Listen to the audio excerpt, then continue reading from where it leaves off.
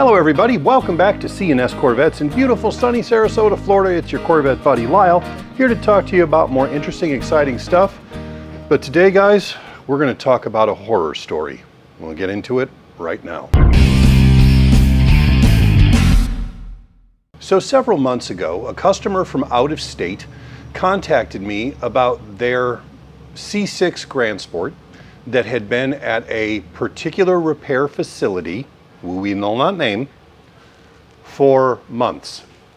And the car wasn't getting done, and when it finally did get done, it came back to them with all these problems, and they had paid thousands and thousands of dollars to have a bunch of things done, including the torque tube being rebuilt and some other things like that.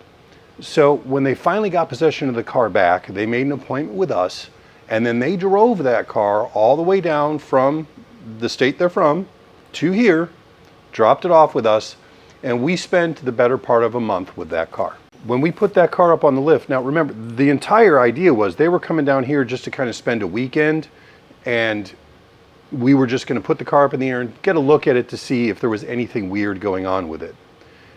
The car was so poorly reassembled and so dangerous, they ended up having to leave the car here and fly home, because almost everything in the rear suspension was not tight.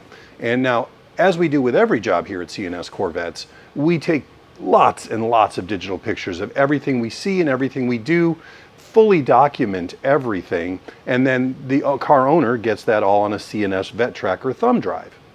So I have pulled some of the pictures off of that record to share with you here to illustrate some of the things we'd seen. So when the car came in, the things we knew was that there was a lot of clunking around going on in the rear suspension, and we knew that their shocks had limited, their shock system, of course it was an F55 car, had limited them to 80 miles an hour. Okay, so we put the car up in the air, we get under there with our flashlights, and that's when we started seeing things. And by things, I mean shock mount bolts that actually attached the top of the shock to the frame of the car loose. You can see the heads. So the shocks are doing this. Lower control arm bolts not fully tightened, so the control arms are able to shift around. Numerous areas where the wire looms for various harnesses that go to the sensors and the transmission and stuff, all of those have black factory clips that you lock together to hold that in place, and none of these were done. The wires were just kind of run haphazardly, incorrectly. We saw the grounds at the rear of the vehicle had clip retainers bolted to them. That's not what grounds are for. And all of a sudden we're like, oh man, we've got to go through this car stem to stern, because this is incredibly dangerous, and you guys are lucky that you made it here without having something come loose. And this could have endangered these people's lives. So then we went and did a stem to stern on the car. And we found the following.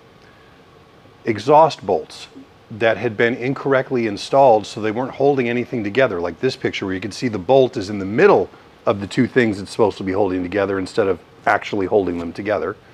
This picture here, we'll go through a couple of these here. The underbelly pan, that is a structural member that lives right above the X-pipe, had a bunch of loose bolts in there, where you can clearly see the threads in the washer, and a lot of these bolts were the incorrect bolts, which meant that whoever did this job had just tossed the bolts in a pile and just put bolts back willy-nilly, which is going to come back and play a part here in just a minute. That's really important. The shocks, the F55 shocks, were all leaking down. Obviously they weren't correctly attached, they've bolted to the vehicle.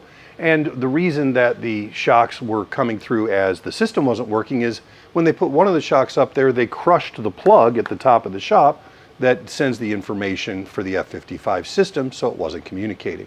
Shocks had to be replaced anyway because they were all completely leaked down and they weren't doing their job. Those are the things that we found while we were doing the torque tube. The torque tube had been pushed back about 3/4 of an inch. So if you can imagine, at the front of the torque tube, the bearing and the drive shaft should be flush right here. The bearing coming through the torque tube right here. It had been pushed back to here because it was incorrectly installed. This could have very easily destroyed the engine. Thankfully, all it did was destroy the couplers. And couplers, as you see in this picture, came out of here shaped like an S because of all the pressure that had been put on them when they pushed this assembly into place without doing it correctly.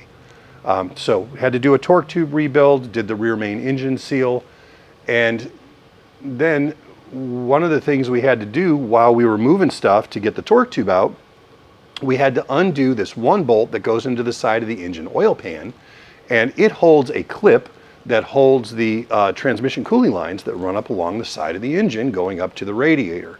The moment we took this bolt out, oil started pouring out of this oil pan. We're like, what in the world's going on here?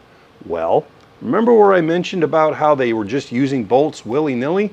Well, they used a bolt that was the right thread, but was too long for the application and punched a hole in the side of the engine oil pan. Here's a picture of the hole that they punched in it. Here's a picture of the bolt that they used. It shouldn't have that long unthreaded extension on the front. And here in my hand, you can see the chunk of aluminum that got broken out.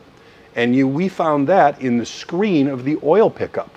Thank God it got caught in the screen, because if this had broken up small enough to get through the screen, it would have destroyed their engine on top of everything else. So we had to replace their oil pan.